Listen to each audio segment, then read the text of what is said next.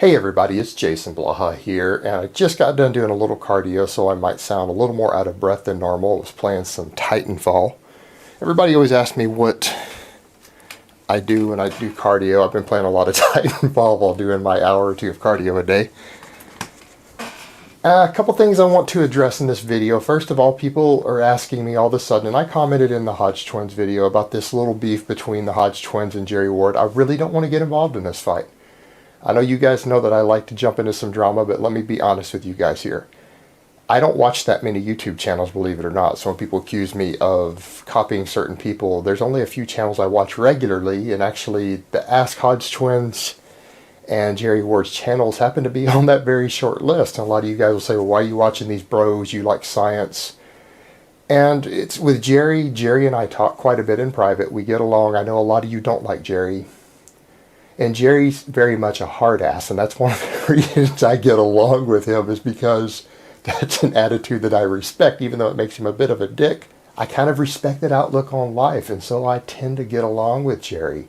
And even though I disagree with him on a lot of points, the fact of the matter is I like the way he presents stuff on his channel. I find it entertaining, and I enjoy watching it. Same with the Hodge Twins. I disagree with a lot of stuff they might say on training, but they're funny as hell. And they did give me a shout out.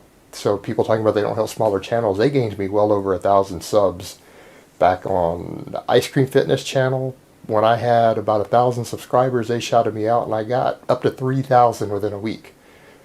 So they do help smaller channels out. So I don't want to get in the middle of this beef, because these are both people that I like.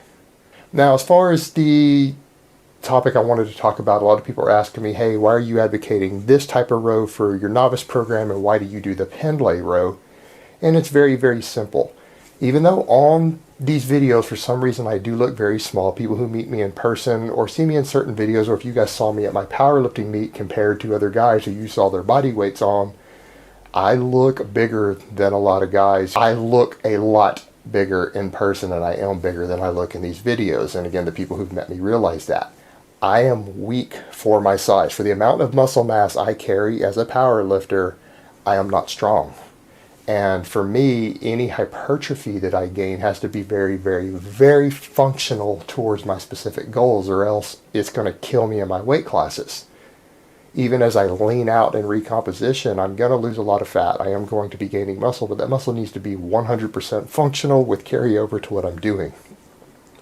As a raw power lifter, I need starting strength and speed strength more than anything else, just due to my own genetic makeup, my own structure, the way my muscles work. And so therefore I do a Pendlay row because it focuses specifically on building starting strength, and it focuses on speed strength more so than the conventional barbell row does. Now, the barbell row, as I mentioned, has the potential there for a myotatic reflex or a stretch reflex. It is a bit bro sciencey, but I've consulted with a couple other physiology guys recently, because there is no actual data that I am aware of, or that anyone I know is aware of, supporting the idea that the stretch reflex causes more muscle growth over time.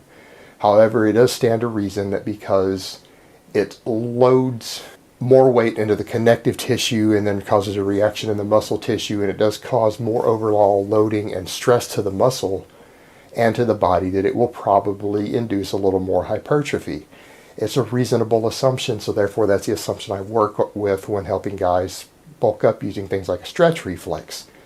However, it also, because of the potential loading on the connective tissue and the stretching on the connective tissue, is going to inhibit recovery more than sets that don't initiate a stretch reflex. A lot of pause work in terms of actual recovery of connective tissue and things, and that's going to affect the amount of training frequency you can load in per week. And for me, I train full body every day. And I sometimes am working in little mini half sessions, coming in and doing greasing the groove on certain lifts. I am sometimes training with little short bursts up to 3 or 4 times a day, and I'm training my whole body every day. I squat every day, I pull every day, I press every day.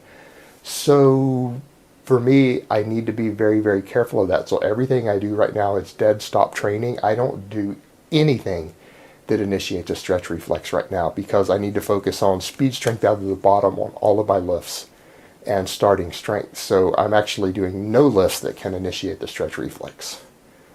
So that is one reason I am doing the Pendlay row instead of the barbell row that I'm advocating for you guys for bulking up.